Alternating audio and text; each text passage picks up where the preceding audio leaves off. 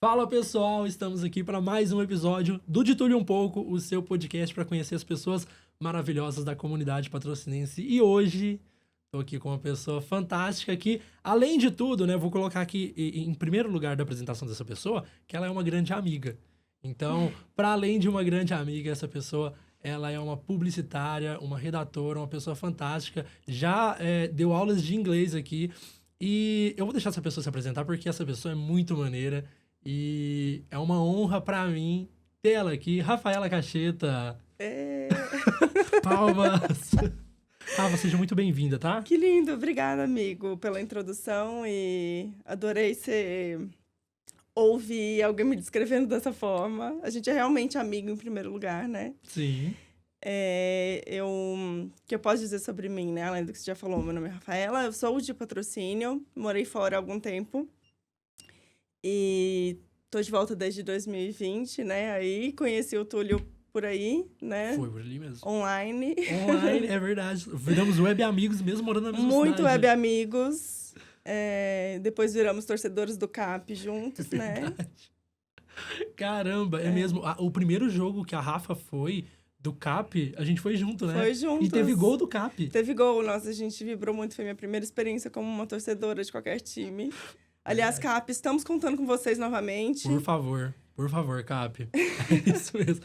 Rafa, peraí, tá aí uma coisa que, assim, eu acho que a gente nunca abordou sobre, mas tu veio pra cá em 2020 na pandemia ou antes da pandemia? Na pandemia. A pandemia chacoalhou tudo, né, na vida de todo mundo. Eu tava lá em São Paulo, vivendo minha vida como publicitária. E aí, um dia, a gente não pôde mais voltar pro trabalho, né? Caraca, pancada. Aí falaram, fica todo mundo de casa, né? Eu trabalhava numa agência de publicidade voltada pro conteúdo com influenciadores, então minha responsabilidade lá era criar o storytelling entre marcas e pessoas famosas, sejam elas famosas nativas da internet ou famosas de celebridades, enfim. A agência fazia um trabalho literalmente de agenciar, né, as pessoas. Tipo, a agenda deles? Algo assim? Influenciadores, pessoas que tenham influência digital, principalmente, que marcas gostariam de ser representadas por elas, né? Ah, maneiro.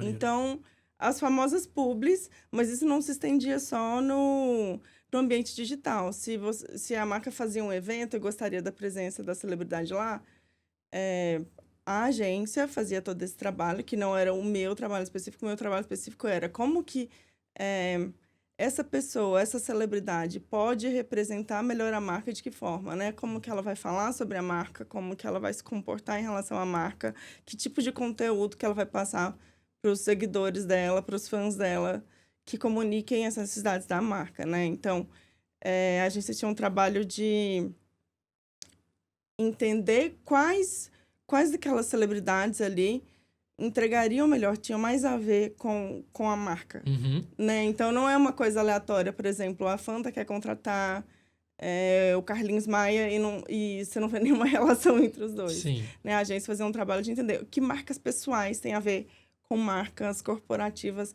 e como que a gente pode fazer esse link entre as duas. Eu sou redatora publicitária de formação, né? E nessa agência eu trabalhava como uma redatora que colava essas duas pecinhas, assim, e transformava isso em conteúdo.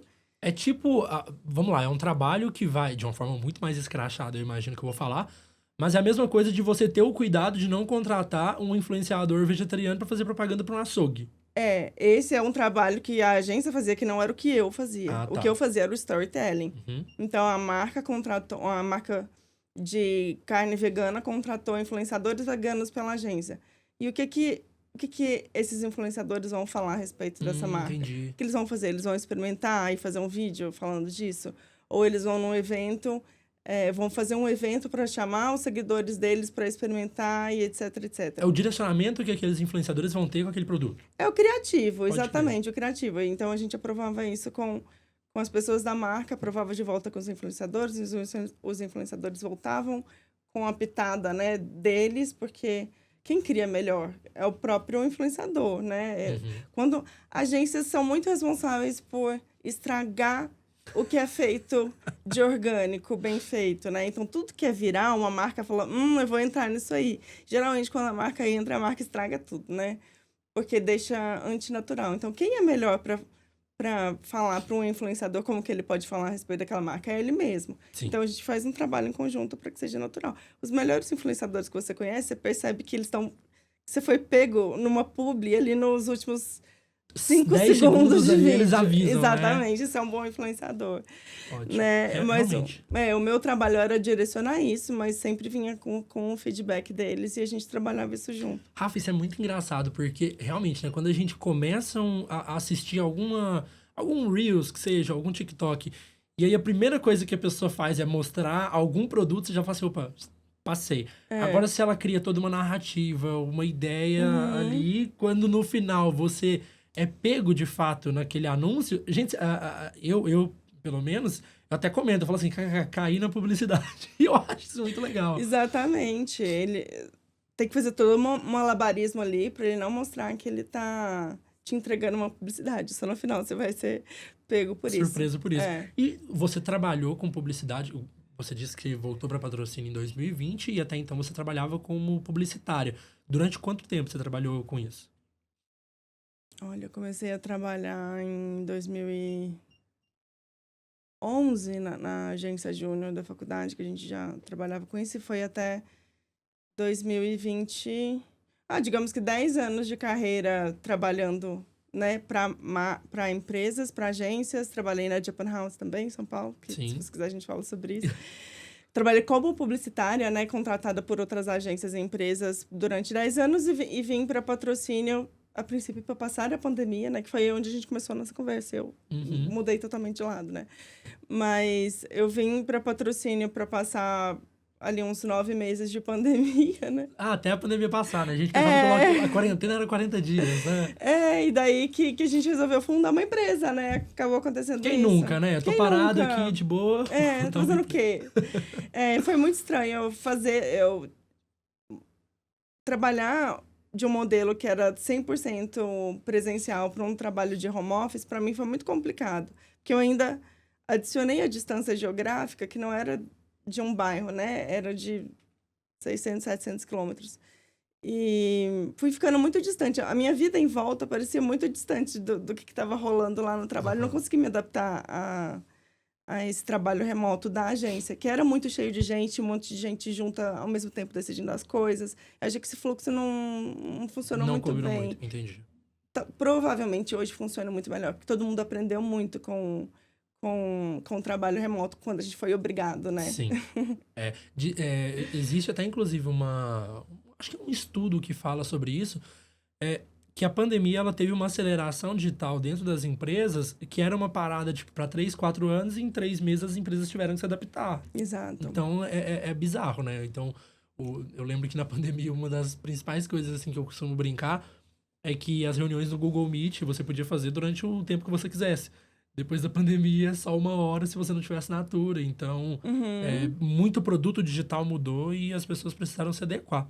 Mas, Rafa, uma coisa que eu queria muito perguntar pra você, na verdade, assim, a gente até já conversou um pouquinho sobre isso, mas é porque eu acho isso muito fantástico.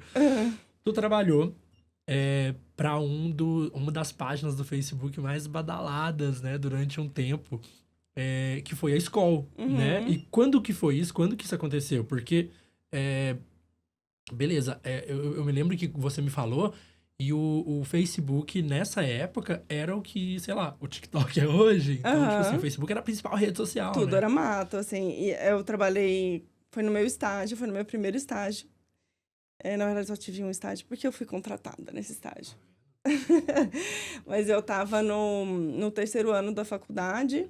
Isso foi em 2011, 12. Por ali. Por ali. Foi em 2012. Eu fui contratada para uma agência que ainda era uma coisa muito diferente, assim. Que era... A minha professora da faculdade falou, olha, eu tenho uma amiga, ela abriu uma agência de conteúdo. Eu falei, como assim uma agência de conteúdo? Uma agência de conteúdo digital, eles fazem... precisa fazer um site e uma marca contrata alguém para escrever esse site.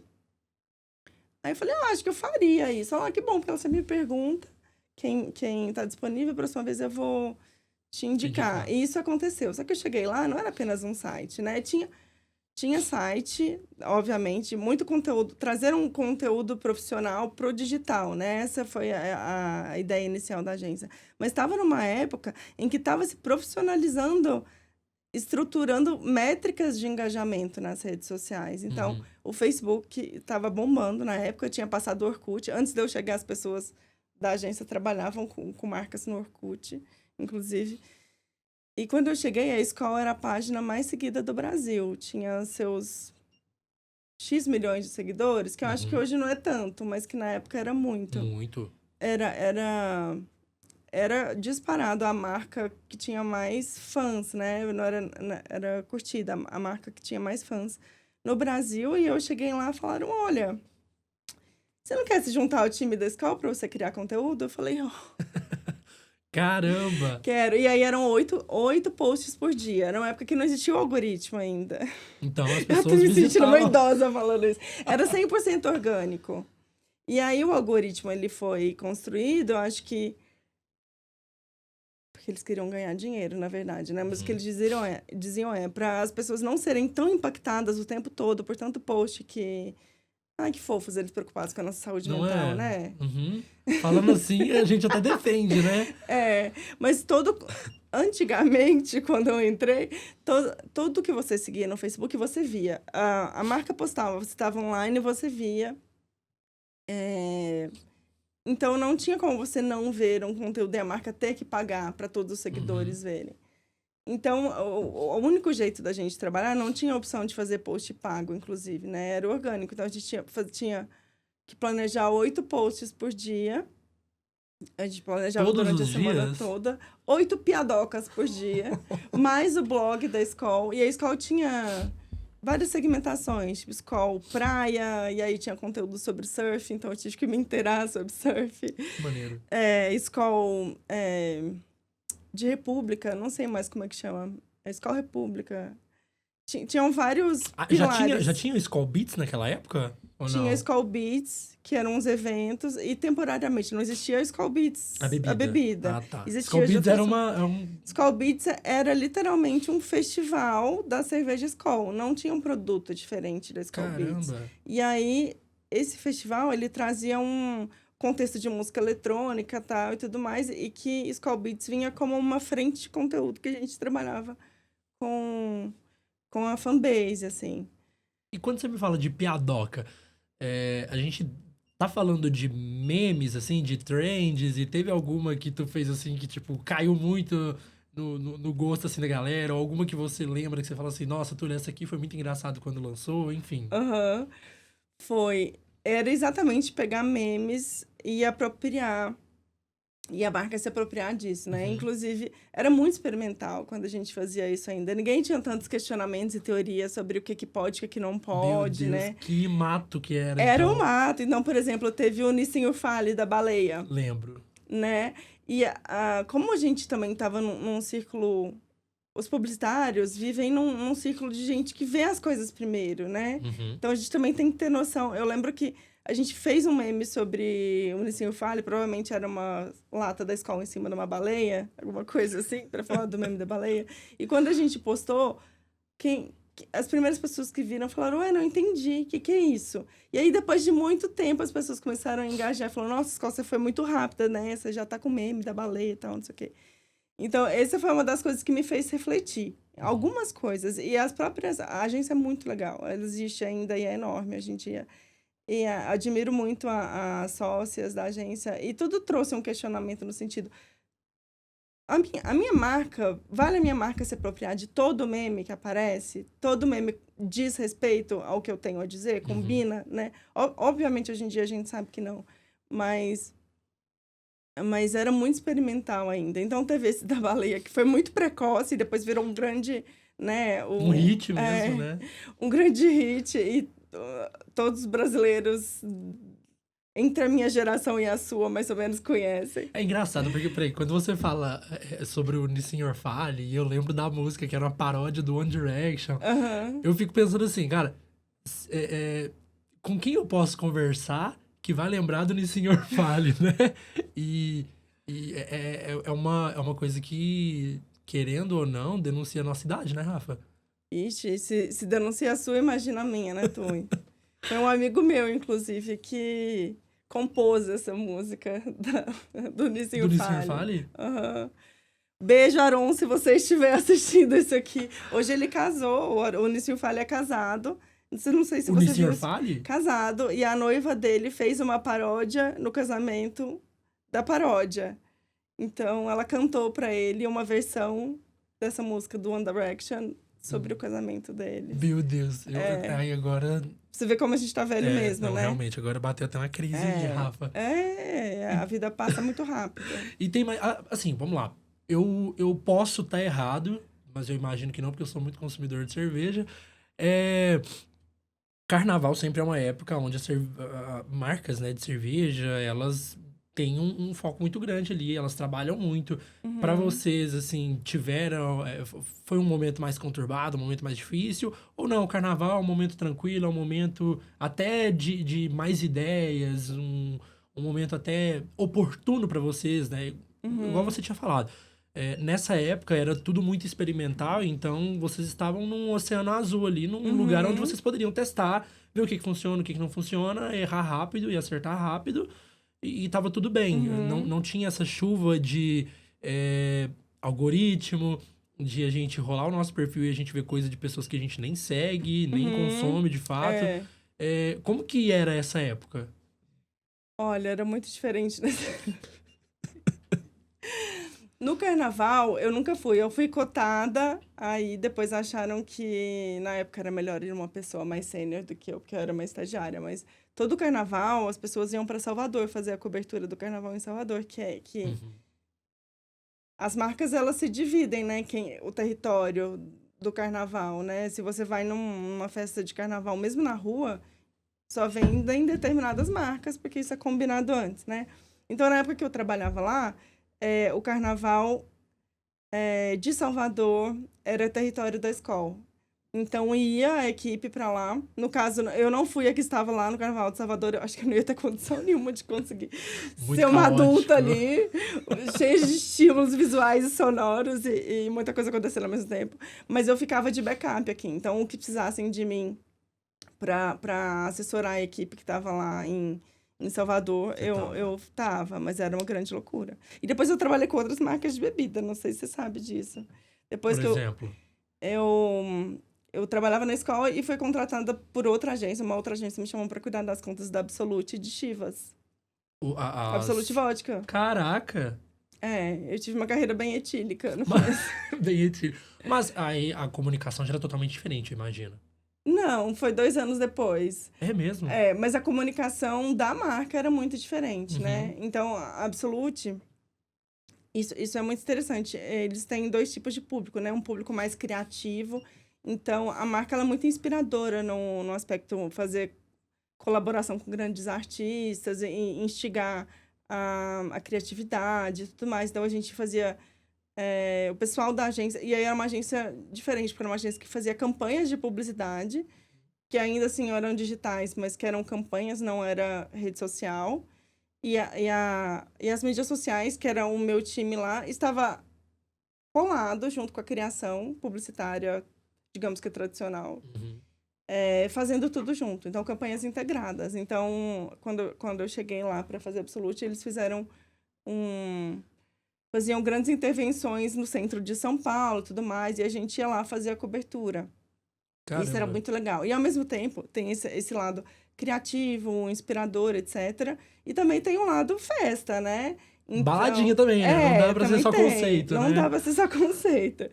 Então, a gente tinha que fazer muito conteúdo de drinks. Então, é muito legal. Porque do lado da agência tinha um bar, super legal, um bar lá em São Paulo, em que era patrocinado pela Absolute. E o barman, toda sexta-feira, não sei, ele criava drinks autorais com a Absolute. E a gente tinha a tarefa de ir lá, fotografar, fazer uns cliques e experimentar os drinks. Então, eu experimentei muitos drinks de Absolute nesse tempo.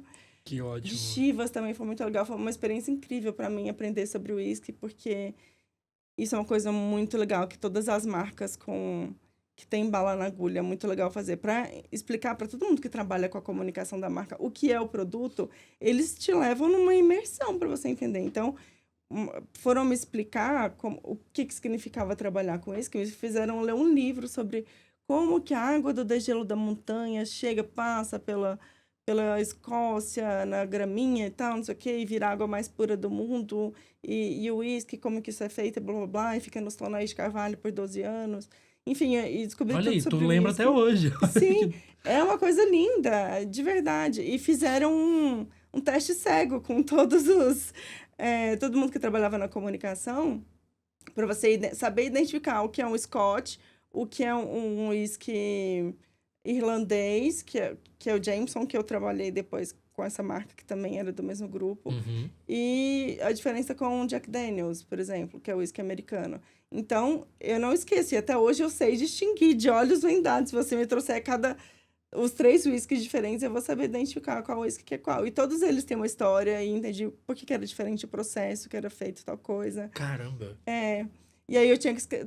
Todos eles passaram por posts em blog também. Então, além dos textos curtos, das imagens, eu também trabalhava com textos longos, que foi uma coisa que a gente conversou ontem também. Então, na verdade, é criação de conteúdo acima de tudo, né? Chamar isso de marketing digital ou de social media, qualquer coisa que seja. Você criar um conteúdo, estender a realidade de uma marca para a realidade da pessoa que vai consumir o seu produto de diversas formas, né? Você oferecer um conhecimento, um entretenimento, um serviço, qualquer que seja, agregar valor à experiência do seu cliente e ali, preferencialmente, no ambiente digital, né? Rafa, isso é tão poderoso porque... olha que loucura. Hoje, a gente tem muitas empresas que elas procuram... nossa, alguém precisa movimentar minhas redes, alguém precisa deixar meu produto mais vendível, eu preciso vender meus produtos. Só que essas mesmas empresas, às vezes, elas pecam justamente em não mostrar para a pessoa que vai criar esse conteúdo o que é o produto de fato dela. Por que aquele produto é diferente? Por que aquele serviço ali, as pessoas deveriam contratar dela? Uhum. Você me jogando esse exemplo aí, de eles mostrarem para você de todo o processo produtivo, de toda a história, a água mais pura, e até mesmo da diferença das bebidas, eu tenho certeza que isso ajudou e muito, até mesmo na percepção de vocês de criação de conteúdo. Porque vocês já tinham domínio sobre aquele produto, não é? Uhum. E, Rafa, você, né, que trabalhou aí com essas marcas, com essas bebidas, levando para os dias de hoje, né, trazendo para os dias de hoje, o que você diria, assim, que as pessoas, elas deveriam, sei lá, se atentar mais para poder fazer campanhas que fazem sucesso? Cara, eu acho que, independente de época, uma coisa que eu aprendi na faculdade que eu nunca esqueci é a propaganda boa, ela te comunica uma verdade. E eu acho que as propagandas que mais chamam atenção, que mais trazem uma revelação, é aquela que te conta uma verdade que você identifica em você, que você nem mesmo se dava conta, né? É aquela história de, tipo, nenhuma experiência individual. Que quando você vê um meme assim, fala, nossa, eu quando tal... Enfim, qualquer coisa. Muito eu. E você fala, meu Deus, isso é muito eu. E tem 50 mil pessoas dizendo que é muito elas, eu nem imaginava. Né? Então, isso é muito natural da propaganda. A propaganda já teve várias fases, né? A propaganda começou para distinguir commodities, basicamente. Você ia num supermercado e tinha lá a farinha que veio do fulano, a farinha que veio do ciclano, e tudo era farinha. Como que você ia escolher qual que era a melhor farinha? Aí alguém resolveu incorporar um lettering bonito, compre a farinha do José, a melhor farinha, a mais gostosa. E aí todas as marcas começaram a fazer isso, né? Todos os produtos começaram a criar suas marcas para que elas pudessem ser identificadas numa gôndola, né?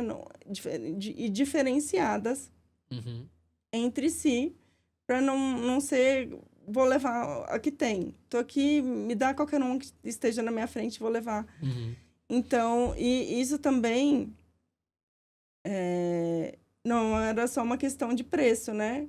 O que você levaria se fosse no supermercado tudo tivesse a mesma casa? Na mesma cara, você falaria o que é? Me dá o mais barato, não sei qual que é a diferença. Exato, o preço, né? Então, a propaganda, naturalmente, ela nasceu para diferenciar o seu produto de alguma forma.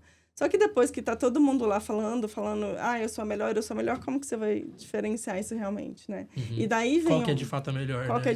que é de fato a melhor. E daí veio uma propaganda que ela, na verdade, é mais criativa, né? Que te traz uma experiência e que te traz uma conexão diferente. Então, ao invés de você ser uma marca que vende para todo mundo, por que todo mundo pensa, a minha marca tem que ser comprada por todo mundo tem que querer minha marca. E aí surgiu uma nova era da propaganda de diferenciação por público-alvo, em que você escolhe ser a marca preferida de um segmento de pessoas, em detrimento de ser legal para todo mundo. Ao invés de você ser uma banda de casamento que vai agradar todo mundo, você vai ser aquela banda de indie rock que aquele público ama e venera e é fã e tem tatuagem e vai em todos os shows e segue e sabe tudo da vida. Então, é essa relação de, ao invés de você ser ok para todo mundo, você ser amado por um segmento de pessoas. E isso, para criar essa identidade, é preciso mais do que você se diferenciar na embalagem. É preciso de um monte de experiência. Então, quando você quer se conectar com o seu público, você precisa compartilhar um segredo entre vocês. É basicamente isso. Então, uma coisa que é muito verdade para mim, eu vou comunicar isso para que o público que eu quero atingir se identifique muito comigo. Então, por exemplo, a gente não falou ainda do meu empreendimento, né? Que é a Campo Capital, que hoje eu continuo trabalhando como publicitária, mas que eu sou a CMO, né? Eu sou sócia fundadora e diretora de marketing da Campo Capital, que é basicamente, nós somos uma empresa que liga o mercado de capitais, né? Investidores do Brasil inteiro para um agronegócio. E estamos aqui fisicamente em patrocínio, né? E criamos esse match entre produtores rurais e empresas do agro com o mercado financeiro que está lá na Faria Lima, a galera do Coletinho. São pessoas muito diferentes de identidade, são realidades muito diferentes, né? A realidade agrícola da realidade urbana. E o que liga, o que tem em comum de interesse é o dinheiro, né? Sim. Nesse caso, transações financeiras.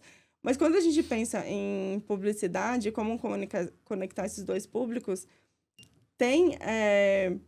você tem que identificar o seu público de muitas maneiras diferentes. Então, quando eu quero o produtor rural que eu quero trazer o produtor rural para tomar crédito comigo, que é aquele que não vai, que eu quero que tenha a menor chance de ser o que dá calote, com quem que eu quero falar? Então, eu quero falar com um produtor rural que ele seja responsável. De que forma que ele é responsável?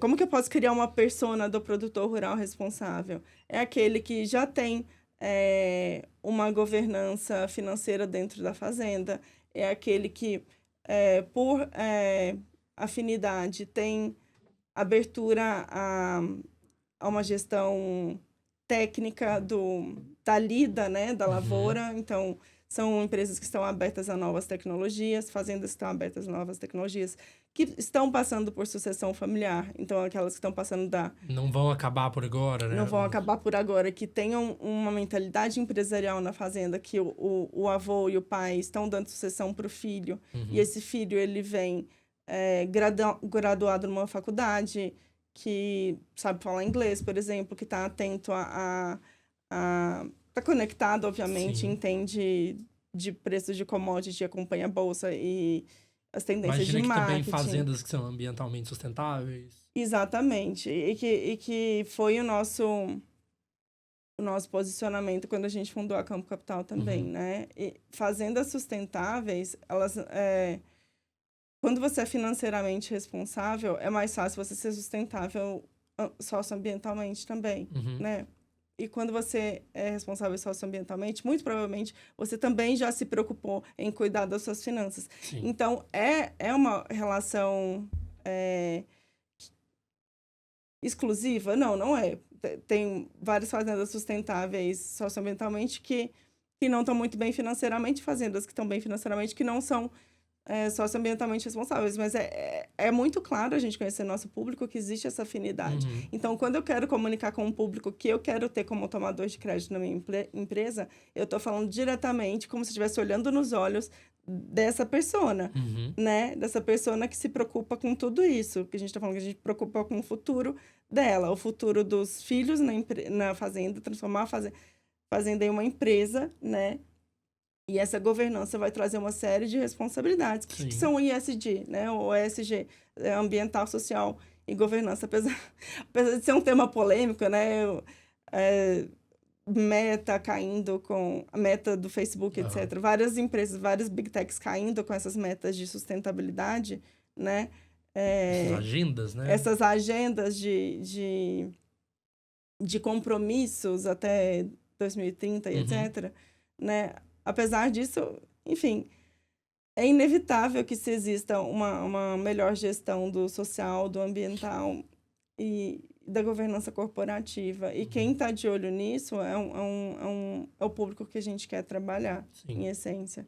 Então, quando você... E aí, falando da verdade, né? De quando você quer se conectar com esse público, você encontra uma série de assuntos que esse público tá interessado, que você também tem interesse, e você vai fazer uma comunicação em torno disso. E tudo que você vê das campanhas mais geniais, elas vão te transmitir alguma verdade, ou uma emoção que está lá dentro e que ela te ativa para um questionamento que vai trazer para uma ideia que ela quer que você compre, ou ela vai te arrancar uma risada quando você fala, meu Deus, eu faço exatamente isso, né? Que é aquilo que a gente estava falando.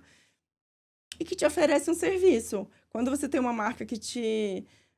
não só fale, compre o meu produto, mas que ela te ensina alguma coisa, que ela te ajuda, facilita alguma coisa na sua vida, você vai se conectar com essa marca. Você falando, eu fui percebendo totalmente dentro da minha realidade também. Quando essas publicidades, elas mais do que vendem um produto ou prestam um serviço, elas resolvem algum problema da sua vida, né? Então, acho que tá muito, muito ligado a isso. A gente ainda vai falar sobre a Campo, porque tem uma pergunta bem legal aqui que eu quero fazer para você sobre. Mas antes até mesmo da gente passar para o empreendimento que você tá agora, em relação às campanhas, que a gente tá falando aqui de todo o seu trabalho de publicitária, e das marcas que você trabalhou e, como você tinha falado no começo também, de influenciadores que você também fez essa conexão de marca, enfim. Qual que tem algum trabalho que você fala assim, Túlio, esse aqui eu vou te falar, viu? Caprichei, esse trabalho aqui foi o top do top. E tem algum trabalho assim que você olha com muito carinho? Sim, acho que você até acompanhou um post que eu fiz, eu trabalhei nessa última agência que eu trabalhei em São Paulo antes de ir pra cá, né, que é a agência de influenciadores e celebridades, eu trabalhei com a Cláudia Raia, né, foi uma das pessoas que a agência realmente cuidava da carreira. Ela tinha lá seus 30 influenciadores que as próprias pessoas da agência cuidavam da carreira, e a gente teve um trabalho com a Cláudia Raia que foi de posicionar ela como a porta-voz da mulher madura atual no Brasil, né? Porque ela falou coisas muito interessantes quando a gente estava fazendo esse projeto com ela. É um trabalho muito bonito que agências de publicidade fazem quando elas são muito boas. Então, e o pessoal lá da Suba, que é essa agência que eu trabalhei, eles são muito bons nisso, de encontrar um influenciador, uma pessoa que é famosa e que é alguém administrando a carreira dela, né, com publicidade, que muitas vezes é maior do que o trabalho artístico dela, né? E colocar isso nas mãos de alguém que entenda de negociação. Mas o que essa agência fazia que era muito legal? Eles identificavam exatamente, falavam, Túlio, você que é um influenciador, você tem muitos seguidores, você está falando sobre... Você gosta de falar sobre tais e tais assuntos, mas como que você vê...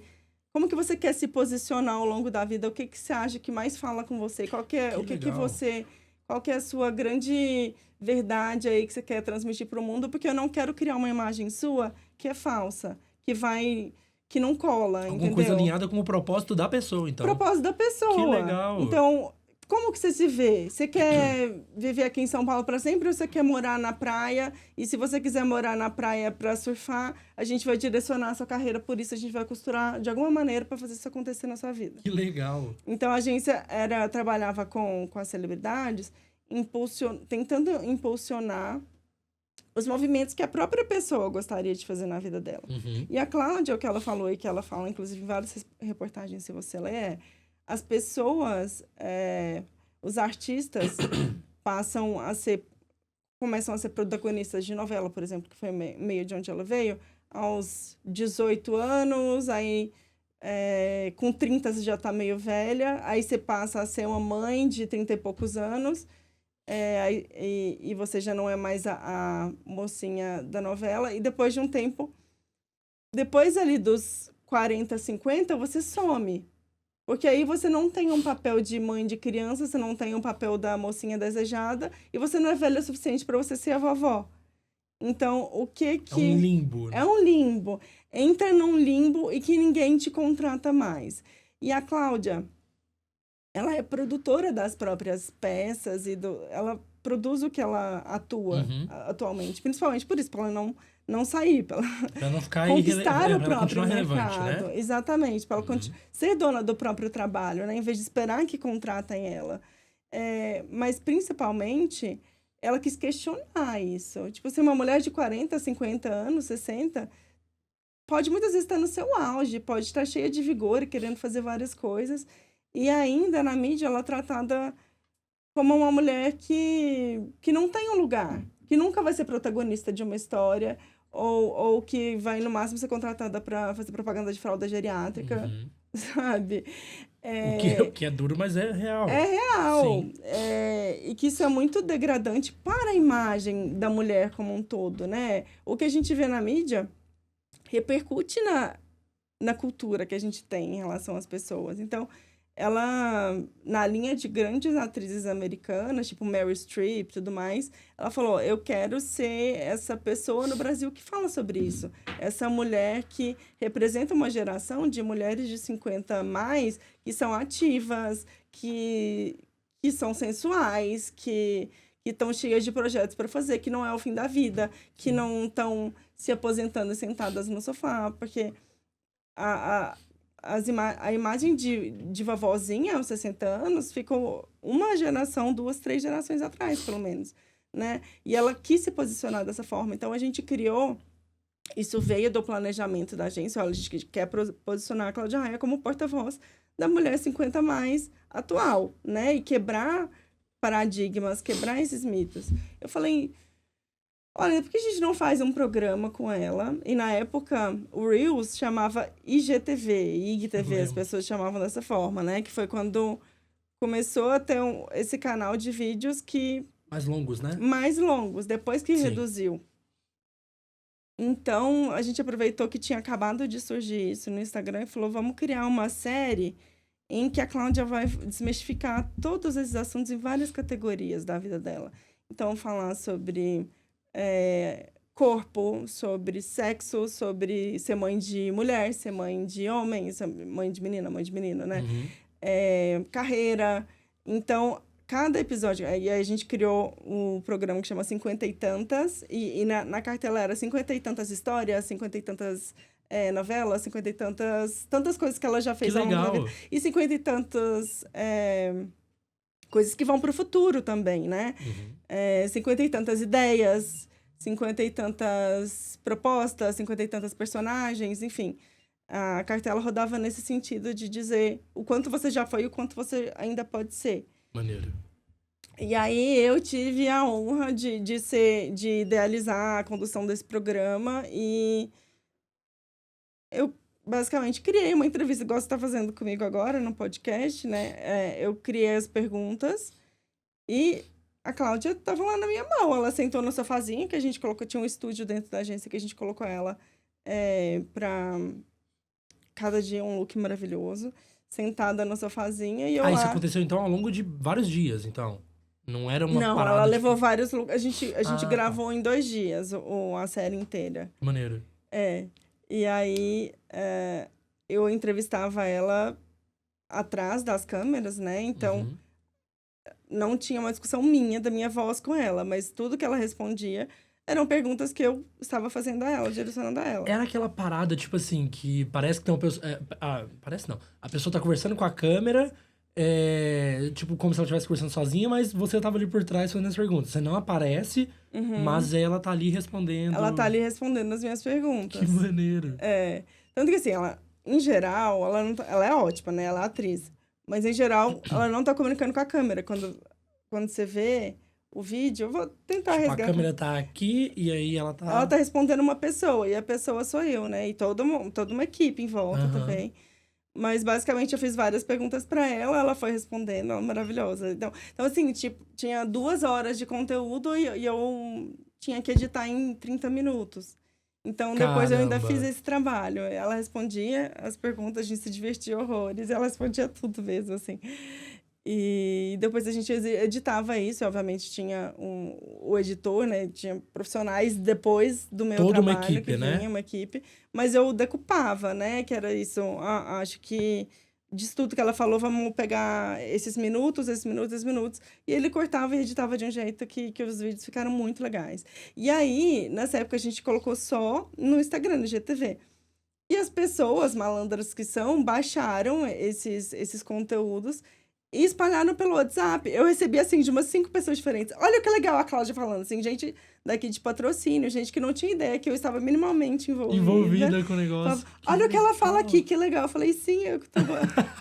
eu que entrevistei Que ela. maneiro. Isso foi muito legal pra mim, assim. Isso é uma das coisas muito gratificantes de você... Ver o trabalho reverberando mesmo, Ver o né? trabalho reverberando. Porque em publicidade, é muito difícil você fazer uma coisa acontecer. Porque ter ideia é fácil, né? Você tem... Primeiro, você tem 90 ideias. Das 90 ideias que você teve, 2 vão ser aprovadas por todas as pessoas que precisam passar para aprovação. Uhum. E aí, até você fazer isso acontecer e ter verba para fazer acontecer e rolar... E geralmente não sai como você pensou na sua cabeça. Pra você conseguir ter uma qualidade do que você imaginou. Até isso sair na rua e realmente ficar um trabalho muito bom, muito bem feito, demanda muita gente trabalhando junto, uma equipe muito boa, precisa de dinheiro para fazer acontecer. Sim. Então, é muito difícil. Então, grande parte 90% do que eu fiz na minha carreira como publicitária não tá na rua, né? Ficou preso nas aprovações, na verba do cliente, etc. Então, a maior parte do trabalho de um publicitário é ter ideias que não vão sair da gaveta. Então, quando sai, é muito legal. E não quero dizer que é tudo maravilhoso, assim. Muitas vezes hoje que não estou mais no mercado de influenciadores, às vezes eu olho para alguns influenciadores e falo assim, putz, bom que eu não tô fazendo isso mais na vida. Que bom que eu não tô dando dinheiro para essa pessoa tão idiota, sabe? Sim. Porque também já fiz muita coisa que... nunca fiz nada antiético, nem nada. Falando, mas por quê? Eu, pessoalmente, não daria dinheiro para essa pessoa estar famosa, ganhando um dinheiro tão fácil Tem gente que não merece o palco que tem. Tem gente que não merece o palco que tem, exatamente. Né? E acho que as pessoas ficam muito deslumbradas também na vida alheia, de uma forma que é muito maluca, né? É perigoso, né? Eu até falei isso com a Letícia no último episódio, sobre essa comparação que a gente tem a todo momento. E quando a gente vê uma influenciadora, eu vou usar de exemplo aqui, mas totalmente alegórico. Eu não tenho nada contra a Virgínia. Eu tenho. Mas, calma.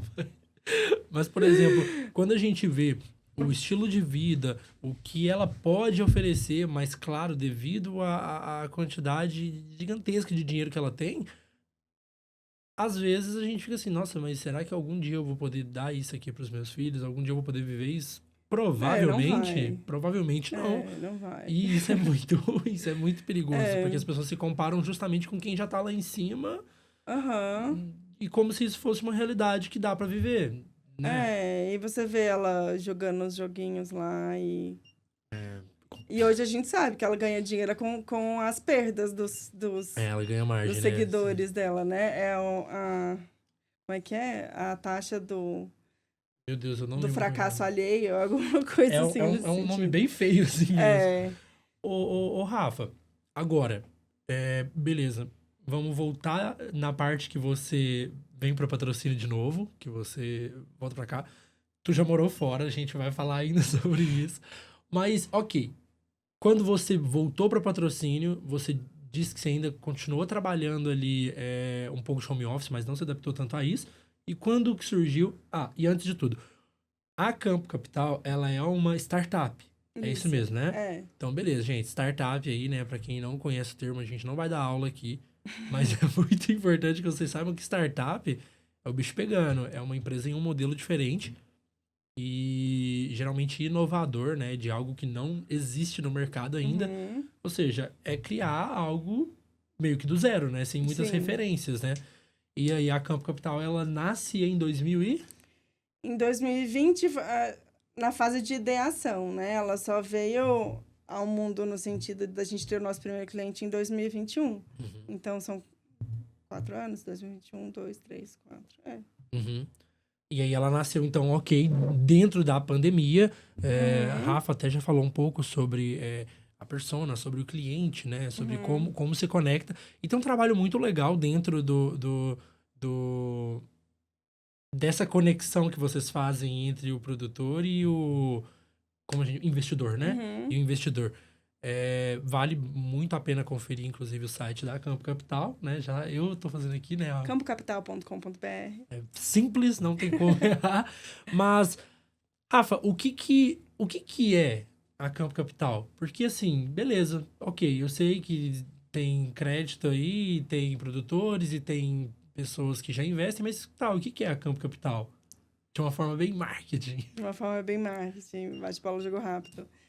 A gente quer ser a melhor opção de crédito complementar para o produtor rural responsável, né? Então, a gente começou como uma plataforma que ligava diretamente, literalmente uma plataforma na internet, que liga produtores rurais que precisam de crédito. E, claro, que passando por todos os nossos crivos, pela nossa avaliação financeira da fazenda, né? Essa fazenda poderia ter acesso a investidores de qualquer lugar do Brasil que poderiam investir nessa fazenda, ter um retorno financeiro, né? Não é doação, mas era no formato de investimentos coletivos. A gente, nesse ano, a gente está reestruturando, vou dar algum spoiler aqui, que a gente não lança oficialmente, mas a gente está ampliando o nosso portfólio para outras formas de financiar o produtor rural, que não sejam só nesse modelo de pessoa para pessoa. Que daí é P2P, que foi como a gente nasceu, essa pessoa para pessoa. Então, a gente está se tornando um grande portfólio de soluções do mercado financeiro, que não são os bancos tradicionais, não são o Plano Safra, do BNDES. Quando você precisa de um crédito complementar ao subsídio que chegou até você através do banco, mas não é suficiente para você bancar a sua produção, e cada vez é menos suficiente, porque os preços subiram muito para você manter uma lavoura, você precisa de muito mais recursos do que nos últimos anos. Então, mesmo o Plano Safra, todo ano ele se lança como um montante recorde de dinheiro subsidiado que foi disponibilizado. Mas, na verdade, acaba cada vez mais rápido esse dinheiro, porque as pessoas precisam de mais dinheiro para conduzir a lavoura. Então, a partir do momento que você não precisa de mais dinheiro, você recorre ao mercado financeiro tradicional. E a gente, a Campo Capital, é uma ponte entre o mercado financeiro ali da Faria Lima, né, que é o Centro Financeiro Brasileiro, com o produtor rural, que não é tão familiarizado, que não... Nenhuma das pontas é familiarizada, não sabe como acessar um ao outro, né? Sabe-se que o agro se não o setor que mais segura as redes da economia brasileira. Sim. Então, todo mundo sabe que o agro o Brasil inteiro sabe que o agro é um bom setor de investimento, mas muito pouca gente conhece do agro o suficiente para se sentir à vontade para investir no setor do agronegócio, né? E, da mesma forma, o produtor rural precisa de complemento desse financiamento.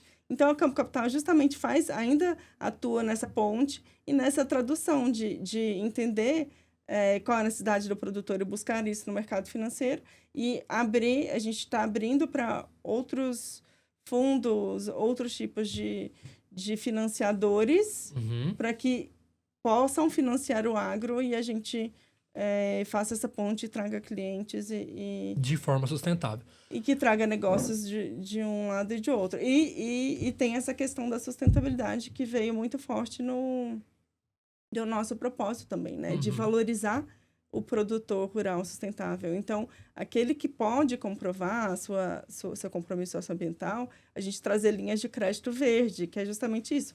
Você consegue uma taxa abaixo do mercado tradicional porque você está trazendo um bem coletivo e porque pela sua governança na fazenda, você tem é menos arriscado você investir numa fazenda que tem todo esse trabalho de governança, Sim. né? Acaba sendo como se fosse uma garantia. Sim, uma segurança. Uma segurança. Rafa, então, peraí, deixa eu ver se eu entendi. Um produtor que ele tem uma produção, igual você falou, que seja perene, que seja sustentável, ele tem esse contato com vocês, ou ele faz parte de um banco de credenciados, eu não entendi muito bem essa parte, mas aí ele vai solicitar, sei lá, crédito para poder ajudar na lavoura dele do ano que vem. Não sei se é assim que funciona. Mas aí, ok. Aí vocês pegam essa demanda dele, o valor que ele precisa, aquele montante, e aí é baseado nesse montante que aí as pessoas conseguem investir para poder investir naquela fazenda? É isso? É. Cada produtor rural... Agora que a gente está ampliando o portfólio, é como se a gente tivesse diferentes soluções para diferentes problemas. Uhum. Um produtor rural ele pode querer dinheiro para vários motivos, tanto para complementar o custo da lavoura dele, como se ele quiser construir um barracão na fazenda, trazer inovações para a fazenda. Então, ele vai colocar energia solar, ele vai colocar irrigação, ele precisa de muito dinheiro e ele precisa de um prazo para pagar isso. Sim. Né? Então, ele vai recorrer, se o BNDES, se o Plano Safra não tem uma linha subsidiada significa taxas abaixo da Selic, tá? Se ele não conseguir esse crédito, ele precisa recorrer ao crédito do mercado financeiro. E aí, esse crédito ele pode vir de várias fontes, mas o produtor rural ele não tem... A gente quer ampliar esse leque de possibilidades que ainda não são muito conhecidas. Então, o produtor rural basta entrar em contato com a gente se ele precisa de crédito. Ou então, o que a gente faz, muitas vezes a gente tem parcerias com revendas, parcerias com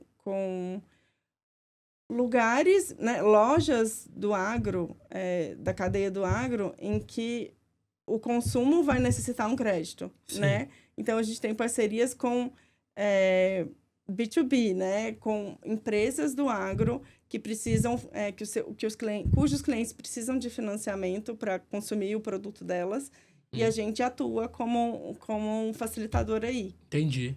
Perfeito. Agora eu entendi melhor. Mas se você é um produtor, quiser ir lá no nosso escritório ou ligar pra gente no nosso telefone, entrar no nosso Instagram e falar preciso de crédito, a gente vai conseguir um crédito para você. Maneiro. Maneiro. Fala isso olhando pra câmera ali, ó. Quebra a quarta parede. Falem com a gente no Instagram. Para o produtor rural, nosso perfil é Campo Capital Rural. A gente está atuando bastante ali no Instagram, a gente está no LinkedIn também, enfim, na sua plataforma preferida. Ou fala com a gente no WhatsApp também.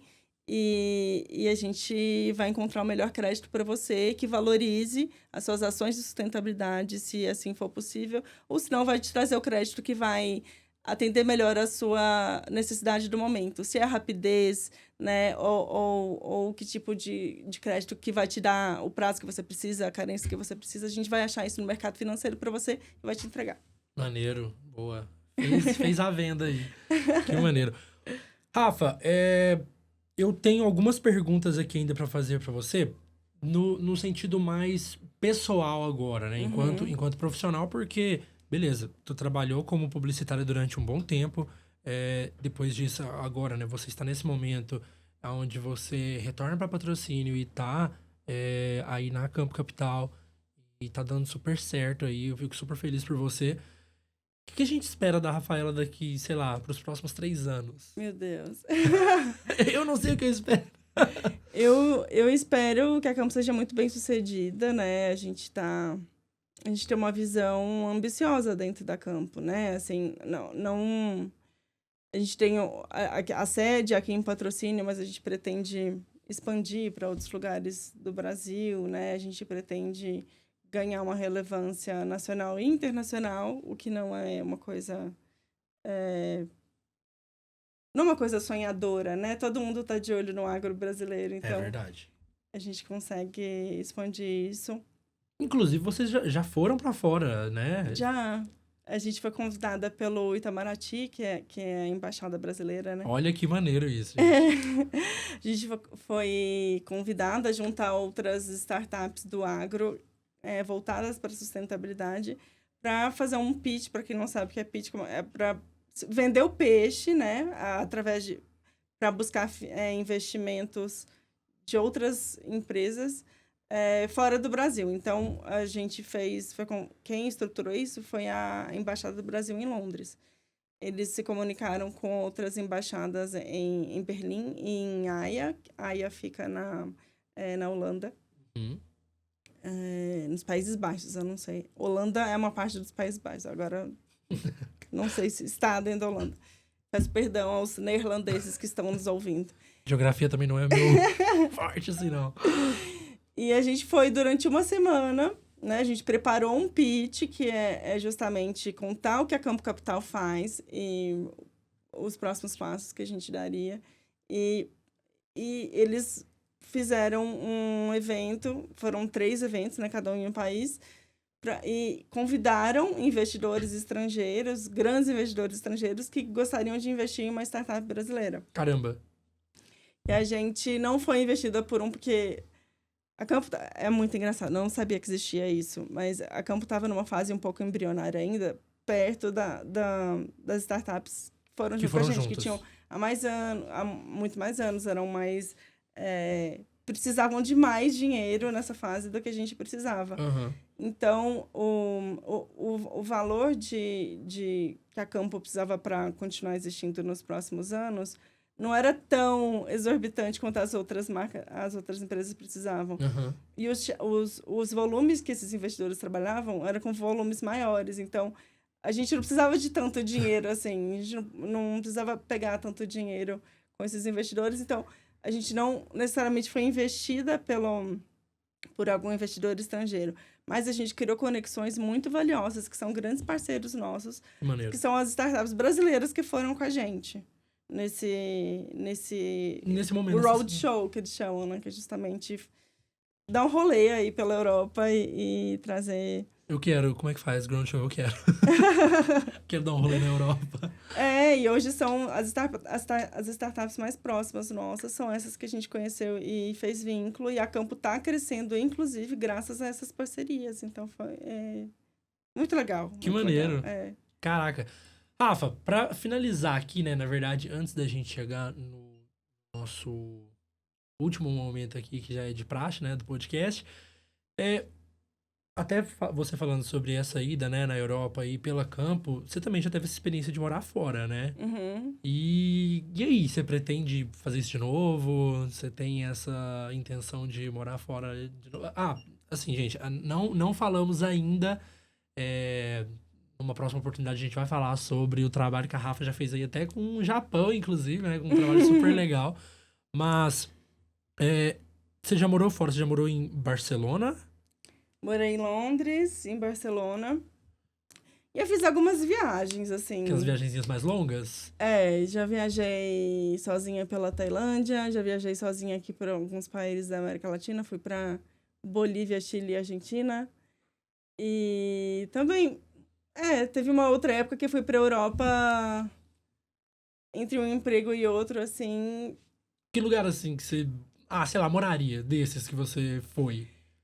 Eu moraria em Portugal, moraria em Londres, em Londres, em algum lugar da Inglaterra. Eu fiz intercâmbio da faculdade em Londres, foi meu melhor semestre da faculdade foi esse, na verdade. Eu tenho certeza que foi, que legal. Muito bom, uma experiência muito legal de universidade, de um jeito muito diferente que eu conheci aqui no Brasil.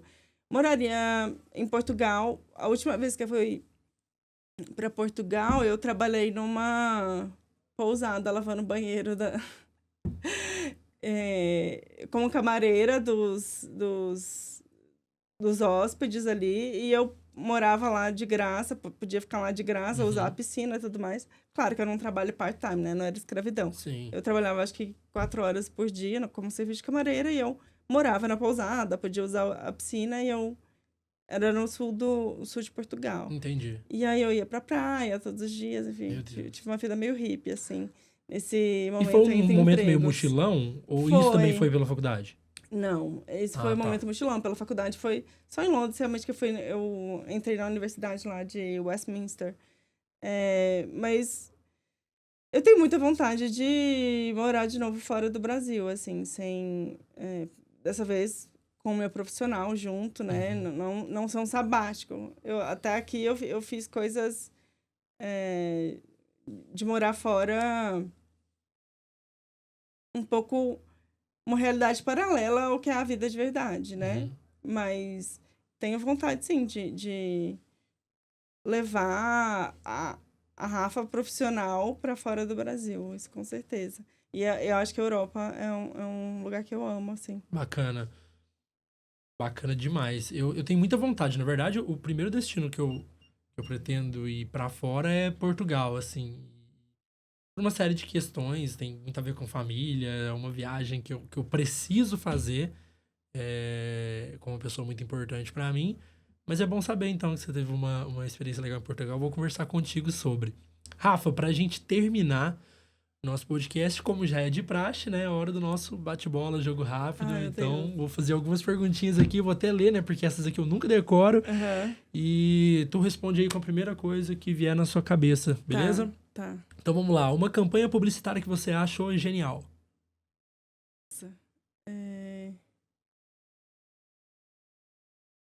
Putz.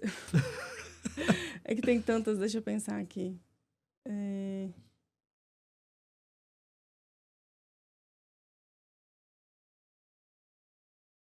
Nossa, tu me deu branco agora. Já começamos bem, então. Vamos pra próxima, depois a gente Vamos. volta? Depois que a gente estiver falando, eu vou... Uma marca que você admira muito. Uma marca que eu admiro muito, Nubank. Nubank. Uma empresa que você adoraria trabalhar.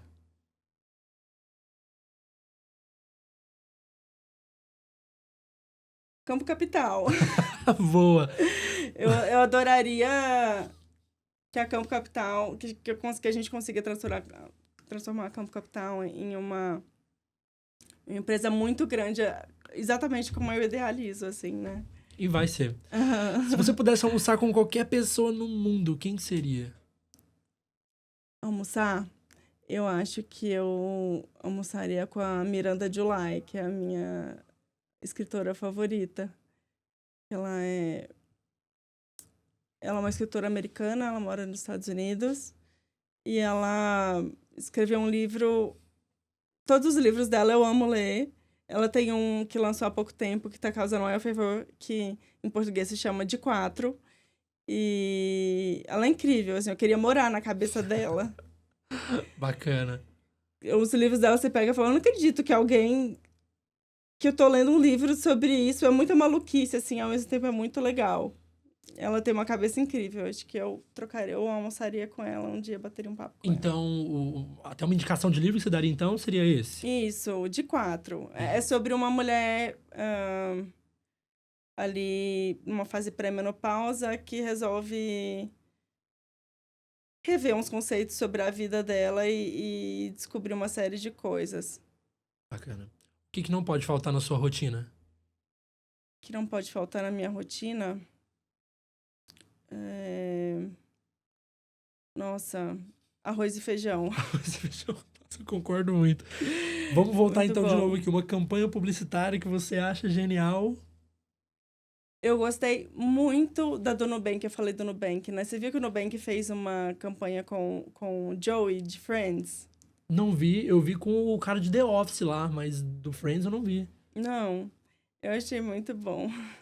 Mas no bem que eles são muito bons nessa parte de São. publicitária, né? Eu E pra admiro muito. gente terminar aqui, então, Rafa por Rafa. Quem é a Rafa? Nossa, eu sou uma pessoa que busca uma vida interessante. É isso? É.